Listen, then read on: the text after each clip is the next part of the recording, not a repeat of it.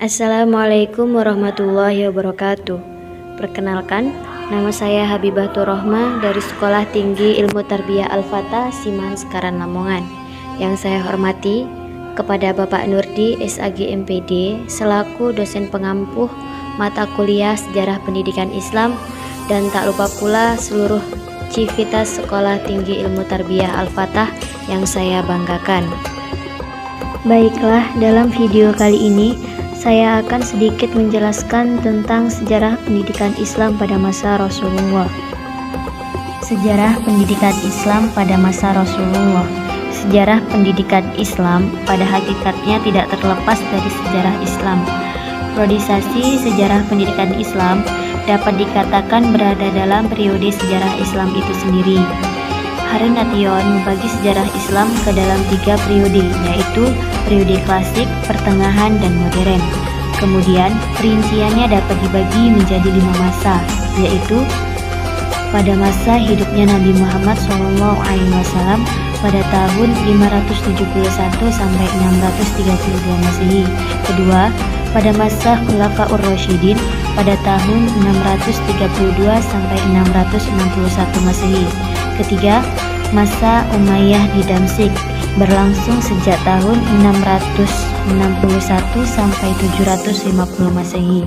Yang keempat, pada masa Abbasiyah di Baghdad berlangsung sejak 750 Masehi sampai 1250 Masehi. Yang kelima, pada masa runtuhnya kekuasaan Khalifah di Baghdad pada tahun 1250 Masehi sampai sekarang ini.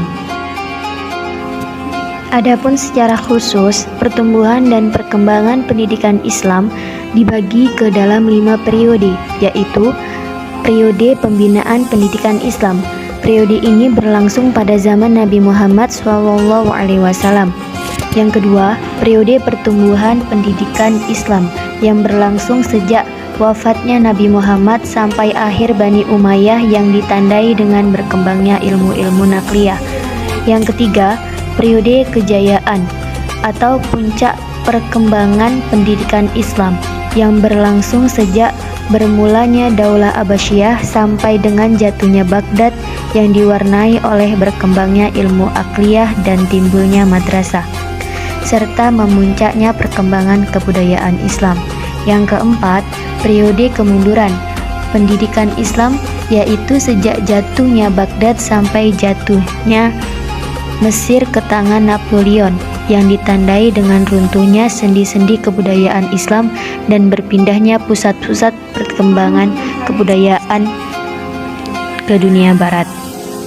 Yang kelima, periode pembaruan pendidikan Islam yang berlangsung sejak penduduk Mesir dikuasai oleh Napoleon sampai masa kini yang ditandai dengan gejala-gejala kebangkitnya kembali umat Islam dan kebudayaan Islam.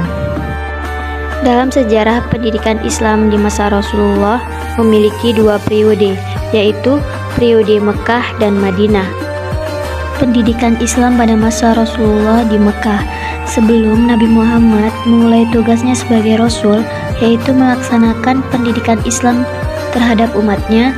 Allah telah mendidik dan mempersiapkannya untuk melaksanakan tugas tersebut secara sempurna melalui pengamalan, pengenalan, serta perannya dalam kehidupannya di masyarakat dan lingkungannya Rasulullah. Ketika Rasulullah memberikan peringatan dan pengajaran kepada umatnya, setiap kali beliau menerima wahyu, segera ia sampaikan kepada umatnya, disertai dengan penjelasan-penjelasan beserta contoh pengamalannya. Disitulah awal pelaksanaan pendidikan Islam dimulai dengan secara bertahap sesuai dengan tahapan-tahapan dakwah yang dilakukan oleh Rasulullah. Yang diajarkan oleh Rasulullah di Mekah ialah pendidikan keagamaan dan akhlak, serta mengajarkan kepada manusia supaya mempergunakan akal pikirannya, memperhatikan kejadian manusia, hewan, tumbuh-tumbuhan, dan alam semesta ini sebagai anjuran pendidikan akliyah dan ilmiah.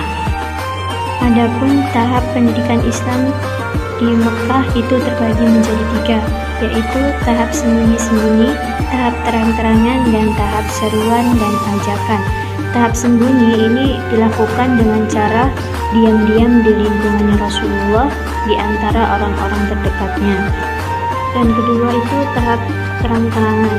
Nah, tahap ini dilakukan secara terang-terangan dengan seiringnya semakin bertambah banyaknya jumlah sahabat Rasulullah untuk meningkatkan seruan dakwah. Banyak tantangan dan penderitaan yang diterima oleh Nabi dan sahabat-sahabat dari kaum Quraisy.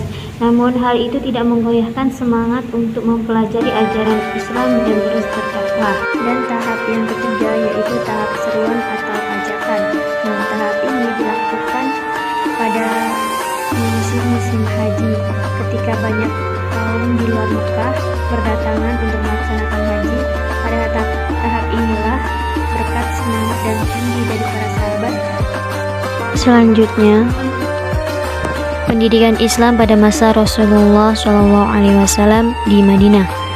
Periode pendidikan Rasulullah di Madinah selama 10 tahun adalah kelanjutan dari pendidikan Islam yang telah diterima pada periode Mekah. Jika pada periode Mekah, pendidikan Rasulullah memfokuskan diri pada penanaman akidah dan berkaitan dengannya.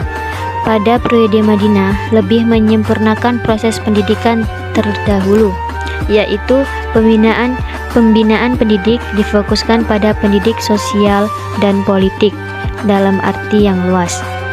Wahyu secara turun-temurun. Selama periode Madinah, kebijaksanaan Nabi Muhammad SAW dalam mengajarkan Al-Quran adalah mengajarkan pengikutnya untuk menghafal dan menulis ayat-ayat Al-Quran sebagaimana yang diajarkan. Selanjutnya yaitu lembaga pendidikan Islam di masa Rasulullah. Lembaga pendidikan yang dimaksudkan dalam video ini yaitu tempat berlangsungnya proses pendidikan tersebut dilakukan oleh Rasulullah. Yang pertama yaitu di rumah. Bahwasanya tempat pendidikan Islam yang pertama dalam sejarah pendidikan Islam adalah rumah Al-Aqram bin Abil Aqram. Disitulah pertama kali Rasulullah mengajarkan dasar-dasar dan pokok-pokok agama Islam kepada sahabat-sahabatnya. Yang kedua yaitu di masjid. Pendidikan Islam erat sekali hubungannya dengan masjid. Kaum muslimin telah memanfaatkan masjid untuk tempat beribadah dan sebagai tempat lembaga pendidikan keagamaan Islam yang dipelajari kaidah-kaidah agama Islam tersebut. Dan yang ketiga yaitu di kutab.